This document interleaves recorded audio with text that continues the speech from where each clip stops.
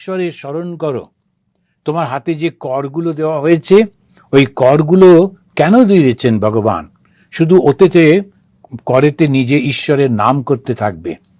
এই জীবটা কেন দিয়েছেন? সারাক্ষণ ঈশ্বরের কথা বলতে থাকবে। মনের মধ্যে ঈশ্বর ছাড়া অন্য কোনো চিন্তা করো না, কিন্তু কর্মটা করো। শ্রী শ্রী মা এত প্র্যাকটিক্যাল ছিলেন।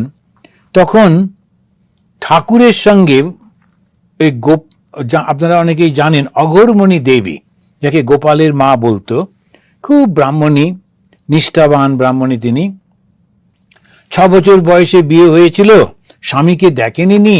পরে শুনলেন তার স্বামী নাকি মারা গেছে, তাই তিনি বিধবা। কবে বিয়ে হলো, কবে বিধবা হলেন ও বুঝতেও পারলো না, কিন্তু সমাজ বলল তুমি বিধবা, সুতরাং একটা ঘরে থাকো। তো এক জমিদারের একটা ঘর ছিল, সেই কোণাতে থাকতেন। আর খুব ইচ্ছে ছিল গোপাল আমার ছেলে হয়ে জন্মাক। 6 বছর থেকে 60 বছর তিনি তপস্যা করেছিলেন গোপালকে। এবারে দক্ষিণেশ্বরে যখন এসে শ্রীরামকৃষ্ণকে দর্শন করলেন, তিনি সেই গোপালকে দর্শন করলেন, দেখলেন। তো এই যে তিনি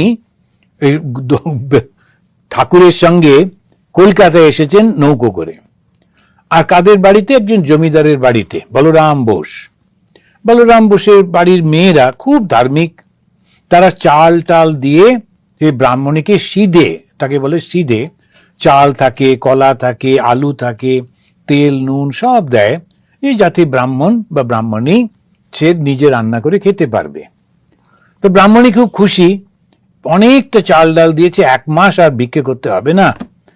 এবারে পোঁটলাটা নিয়ে যেই তিনি নৌকোয় উঠেছেন, ঠাকুর বললেন আসার সময় তো তোমার হাতে কোনো পোঁটলা দেখিনি, এখন ফেরার সময় পোঁটলাটা কোত্থেকে এলো?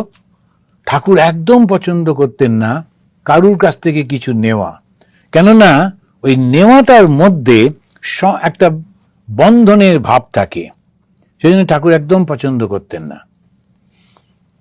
এইবারেতে ব্রাহ্মণী বিপদে পড়লেন। ঠাকুর মুখে কিছু বললেন না বটে, কিন্তু ভুরু কুঁচকে ওর দিকে পেছন ফিরে বসলেন, সারা নৌকোয় একটাও কথা বললেন না। ঠাকুর ভীষণ কথা বলতে ভালোবাসতেন, মজা করতে ভালোবাসতেন। সেই ঠাকুর ফেরার সময় একটাও কথা বললেন না, মানে রেগে গেছেন, সেইটা ব্রাহ্মণী খুব বুঝেছে।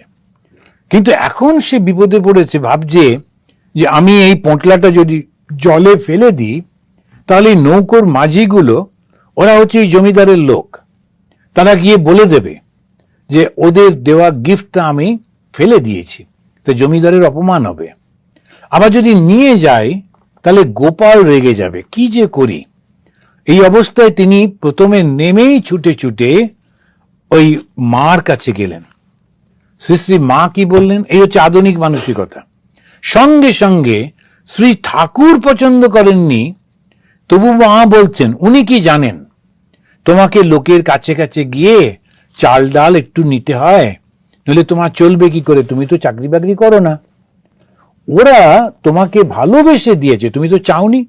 তোমাকে ভালোবেসে 1 মাসের জন্য খাবার দিয়েছে, এখন নিশ্চিন্ত হয়ে তুমি ঠাকুরকে ডাকতে পারবে, পুজো পাঠ করতে পারবে। উনি কি জানেন? উনি কি এসব বোঝেন? ও তোমাকে এসব চিন্তা করতে হবে না, তুমি এটা সঙ্গে করে নিয়ে যাও। এই যে আধুনিক মানসিকতা।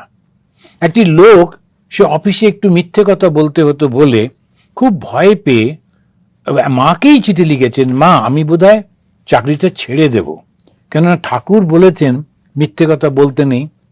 মা তখন বলছেন যে চিঠিটা উত্তর মাকে পড়ে শোনানো হতো, মা তখন বলতেন, আর একজন লিখত।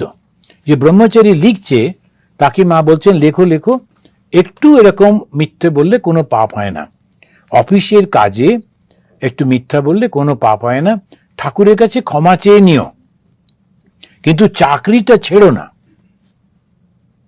আর সেই ব্রহ্মচারী লেখা বন্ধ করে মাকে তর্ক করছে, ঠাকুর বলেছেন মিথ্যে কথা না বলতে, তুমি কেন বলছো মিথ্যে কথা বলতে? এখন মা তখন ওকে বলছেন, ওরে বাপু, ওই মিথ্যে কথা না বলে ও যদি চাকরি ছেড়ে দেয়, ওর সংসারটা চলবে কি করে? তখন তো ওকে চুরি করতে হবে, ডাকাতি করতে হবে, আত্মহত্যা করবে। সুতরাং তার থেকে এইটা ঠিক আছে।